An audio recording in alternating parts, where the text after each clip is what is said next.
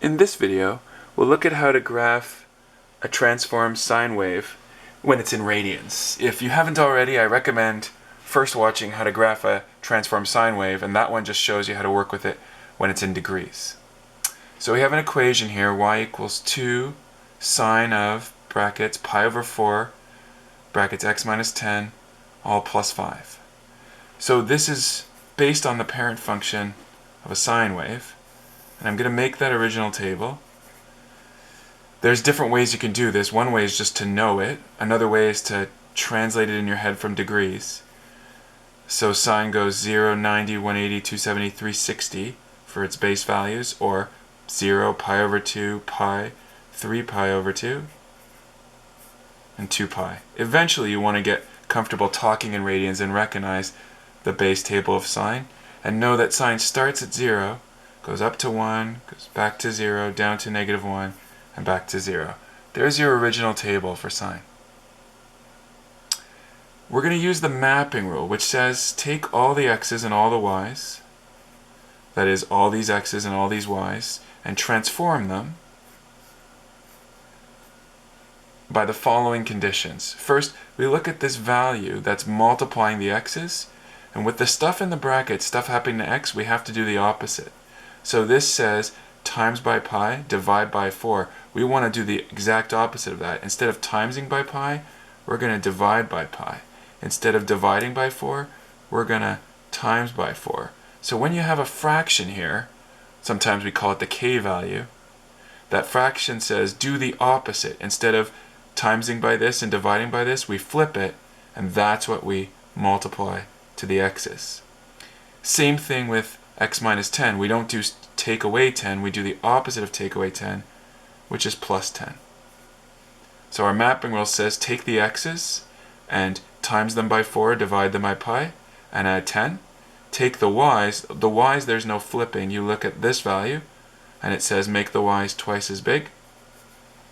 And you look at this value, and it says add 5.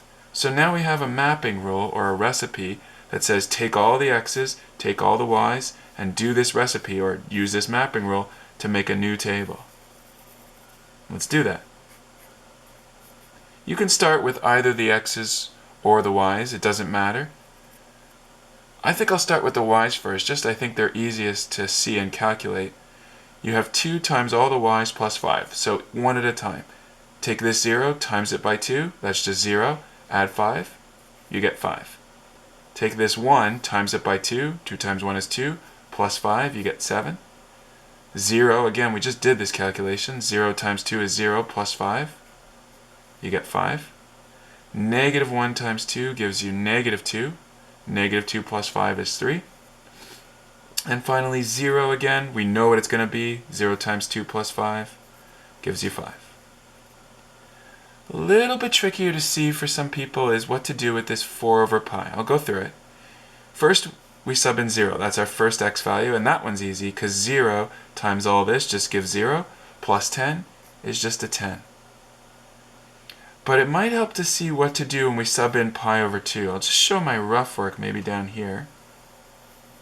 So for example, if I'm putting pi over 2 in here, I'd be going 4 over pi times pi over 2, which would give me 4 pi over 2 pi, which would just work out to be 2. I better write down what I'm doing here. This is just my rough work. What did I calculate here? I calculated what happens when you sub in pi over 2 and multiply it by 4 over pi. I got 2. That just means this part equals 2. I still have to add 10. What's 2 plus 10? 12. I'll do the next one. You can see the same work. I'm going to take 4 over pi and times it by pi. And when you're timesing something by a number that's not a fraction, it's the same as that number over 1, or pi over 1. So notice what happens when you sub in pi here. You get 4 times pi over 1 times pi, which just equals, those pi's just cancel out, which just equals 4. And so I get 4 from this piece plus 10. See the pattern? I bet you know what the next one's going to be. If you sub in 4 divided by pi times 3 pi over 2, you would get top times top, 12 pi, bottom times bottom, 2 pi on the bottom, and they cancel out here, the pi's. 12 divided by 2 is 6. So you end up with this being 6 plus 10. And I can see the next one, when I sub in 2 pi here, I can do the math mentally.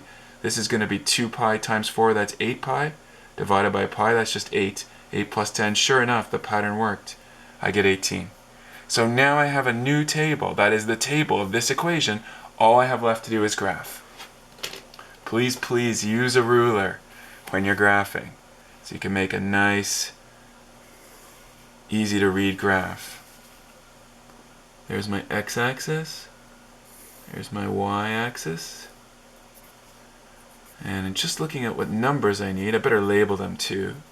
There's my x and y-axis labeled, so I'm going to need to go 10, 12, 14, 16, 18, so maybe put some ticks on and see if hopefully my graph is big enough. Might need to extend it a little bit. There's 2, 4, 6, 8, 10, 12, 14. Ah, perfect. That worked out great. And you can use a different scale for the y-axis. Oh. But I will probably use the same scale. We'll see how we do.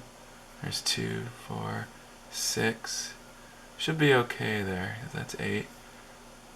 I'm going to use the same scale this time. So this is 2, 4, 6, 8, and -2, -4, -6, -8. And now it's just a question of putting my points. So I have 10 at 5, and I have 12 is 7, and then I have 14 is at 5. I don't like where that 12 one is. I'm going to adjust it a little bit. Looks like it was a little bit off. There we go. And now I don't like where my 14 is either. I'm going to adjust that one.